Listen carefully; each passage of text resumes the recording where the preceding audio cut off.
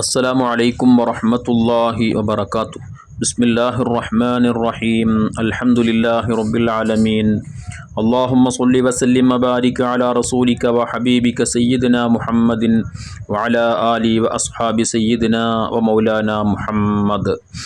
ഹബീബായ മുത്തുനബി സ്വല്ലല്ലാഹു അലൈഹി വസല്ലമ തങ്ങളോട് മഹാനായ ജിബ്രീൽ അലൈഹിസ്സലാത്തു വസ്സലാം നൽകിയ വളരെ വിലപ്പെട്ട, വളരെയധികം നമ്മയൊക്കെ ചിന്തിപ്പിക്കുന്ന, നമ്മുടെ ഹൃദയങ്ങളെ പിടിച്ചു കുലുക്കുന്ന ഉപദേശം മുത്തുനബി സ്വല്ലല്ലാഹു അലൈഹി വസല്ലമ തങ്ങളോട് പറഞ്ഞതായി മഹാനായ ഇമാം ഹാക്കിം റളിയല്ലാഹു അൻഹു സഹൽ ബിൻ സഅദ് റളിയല്ലാഹു അൻഹുവിനെ തൊട്ട് ഉദ്ധരിക്കുന്നുണ്ട്. മഹാനായ ജിബ്രീൽ അലൈഹിസ്സലാത്തു വസ്സലാം വന്നുകൊണ്ട് മുത്തുനബിയോട് പറയുന്നുണ്ട്, യാ മുഹമ്മദു, ഓ മുഹമ്മദ് നബിയെ, ഇഷ് മാ ശിഅ്ത, നിങ്ങൾക്ക് ഇഷ്ടം പോലെ ജീവിക്കാം, ഏത് രൂപത്തിലും ജീവിക്കാം, നല്ല കാര്യങ്ങൾ ചെയ്തുകൊണ്ടും അല്ലാതെ ഏത് രൂപത്തിലും നിങ്ങൾക്ക് ജീവിക്കാം. പക്ഷേ ഫ ഇന്നക മയ്യിത്തുൻ, ഒരു നാൾ നിങ്ങൾ മരിക്കും എന്നുള്ള ചിന്ത നിങ്ങളുടെ മനസ്സിൽ വേണം. ഒരു നാൾ ഈ ലോകത്തോട് വിട പറഞ്ഞുകൊണ്ട് അള്ളാഹുവിൻ്റെ മുമ്പിൽ നിങ്ങൾ ഹാജരാക്കപ്പെടും എന്നുള്ളൊരു ബോധത്തോടുകൂടെ ആയിരിക്കണം നിങ്ങൾ ജീവിക്കേണ്ടത്. ആ രൂപത്തിൽ ചിന്തിച്ച് ജീവിക്കുമ്പോൾ ഒരിക്കലും നിങ്ങൾക്ക് ഇസ്ലാം അനുവദിക്കാത്ത രൂപത്തിലുള്ള ജീവിതം നയിക്കാൻ ഒരിക്കലും സാധ്യമല്ല. അതുപോലെ തന്നെ വഹ്ബിബ് മൻ ശിഅ്ത ഫ ഇന്നക മുഫാരിഖുഹു, നിങ്ങൾക്ക് ആരെയും ഇഷ്ടപ്പെടാം, നിങ്ങളുടെ മക്കളെ, നിങ്ങളുടെ സമ്പത്തിനെ, നിങ്ങളുടെ മാതാപിതാക്കളെ, നിങ്ങളുടെ മറ്റു സ്നേഹജനങ്ങളെ ആരെയും നിങ്ങൾക്ക് ഇഷ്ടം പോലെ അവരോടുകൂടെ ആർത്തുല്ലസിച്ച് ജീവിക്കാം. പക്ഷേ ഫ ഇന്നക മുഫാരിഖുഹു, ഒരു നാൾ നിങ്ങൾ അവരൊക്കെ വിട്ടുപിരിയും. അവരൊക്കെ വിട്ടുപിരിഞ്ഞ് നിങ്ങൾ ഖബറാകുന്ന ഇരുട്ടറയിൽ നിങ്ങൾ ഒറ്റക്കാണ്. മുത്തുനബി തങ്ങൾ തന്നെ പറഞ്ഞല്ലോ, ഒരു മയ്യത്ത് അതിനെ മറമാടാൻ വേണ്ടി കൊണ്ടുപോകുമ്പോൾ 3 കാര്യങ്ങളാണ് ആ മയ്യത്തിൻ്റെ കൂടെ അനുഗമിക്കുന്നത്.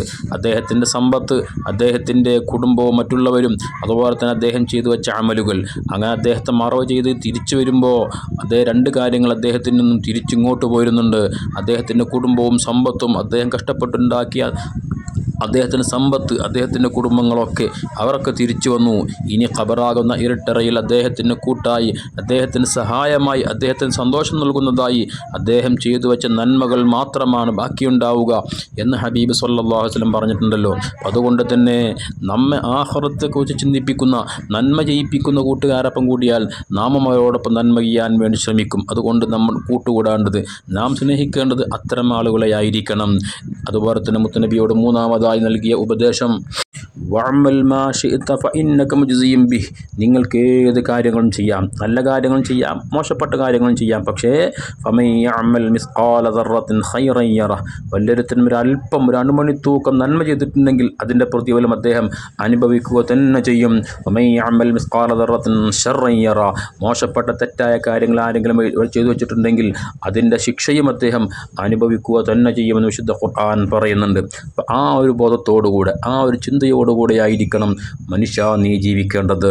എന്നിട്ട് ജിബ്രീൽ അലൈഹിസ്സലാത്തു വസ്സലാം പറയുന്നുണ്ട്, വഅലം അന്ന ഷറഫൽ മുഅ്മിനി ഖിയാമുഹു ബില്ലൈൽ, മുഅ്മിനായ ഈ സത്യവിശ്വാസിയുടെ ഷറഫ്, അവൻ്റെ മഹത്വം എന്നുള്ളത് രാത്രിയിൽ എഴുന്നേറ്റുകൊണ്ട് അള്ളാഹുവിനോട് മുനാജാത്ത് നടത്തലാണ്, അള്ളാഹുവിൻ്റെ മുമ്പിൽ അതേ സാഷ്ടാംഗം ചെയ്യലാണ്, നിസ്കരിക്കലാണ്, അള്ളാഹുവിൻ്റെ മുമ്പിൽ ദുആ ഇരക്കലാണ്, റബ്ബിനോട് ധാരാളമായി ഇസ്തിഗ്ഫാർ തേടലാണ്.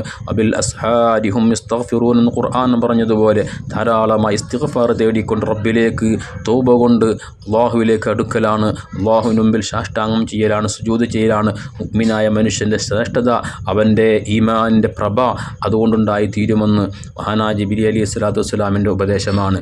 എന്നിട്ട് അവിടുന്ന് പറഞ്ഞു, വഇസ്സുഹു ഇസ്തിഗ്നാഉഹു അനിന്നാസ്, മനുഷ്യൻ്റെ, മുഅ്മിനായ മനുഷ്യൻ്റെ ഇസ്സത്ത് എന്ന് പറയുന്നുള്ള, അഭിമാനം എന്ന് പറയുന്നുള്ളത് ജനങ്ങളോട് ഇരക്കാതെ, ജനങ്ങളോട് യാചിക്കാതെ അള്ളാഹുവിൻ്റെ മുമ്പിൽ യാചിക്കലാണ്, റബ്ബിൻ്റെ മുമ്പിൽ ഒരു കാര്യങ്ങൾ ഉയർത്തി ദുആ ചെയ്യലാണ്.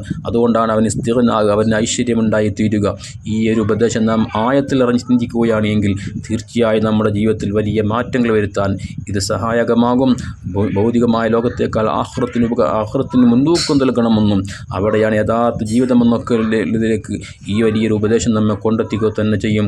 കാരുണ്യവാനായ റബ്ബ് ആഖിറം ചിന്തിച്ച് വരാനിരിക്കുന്ന ജീവിതത്തെക്കുറിച്ച് ബോധമുള്ളവരായി ഈമാനിലായി ജീവിച്ച് മരിക്കാനുള്ള തൗഫീഖ് നൽകട്ടെ. ആമീൻ.